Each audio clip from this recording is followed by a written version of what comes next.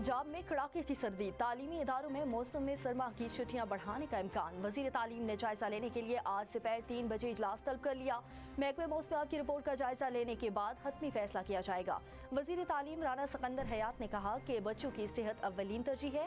والدین نے چھٹیوں میں اضافے کا مطالبہ کیا ہے۔ 1 ہفتے تک چھٹیاں بڑھائی جا سکتی ہیں۔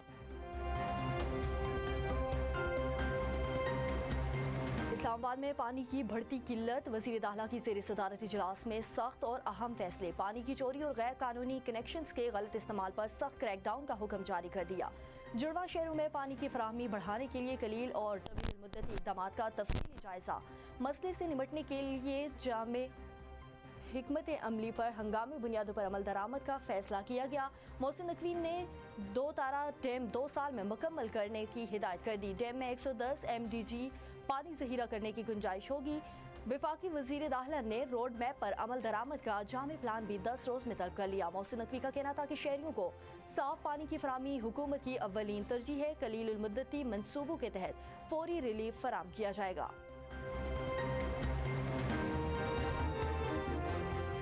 بیرونی مداخلت روکیں، ریاستی خود مختاری کا تحفظ کیا جائے۔ ایران کا اقوام متحدہ کی سلامتی کونسل سے خط میں مطالبہ۔ ایرانی وزارت خارجہ کی خط بھیجنے میں کہا گیا ہے کہ داخلی معاملات پر امریکی بیانات مداخلت اور دھوکہ دہی ہے۔ امریکی اقدامات خطے میں انتشار پھیلا رہے ہیں، ان اشتعال انگیز اقدامات کو مسترد کرتے ہیں۔ ایران کے سفیر رضا امیری مقدم نے کہا کہ غیر ملکی حمایت یافتہ عناصر نے احتجاج کو تشدد کی طرف موڑنے کی کوشش کی۔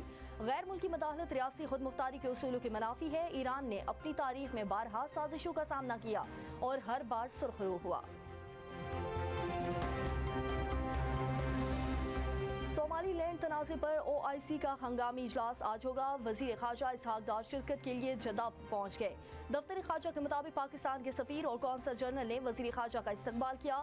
OIC اجلاس میں پاکستان صومالیہ کی عالمی سطح پر تسلیم شدہ سرحدوں کی مکمل حمایت کا اعادہ کرے گا۔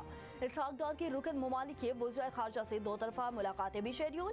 پاکستانی قونصل خانے کی نئی عمارت کا افتتاح بھی کریں گے۔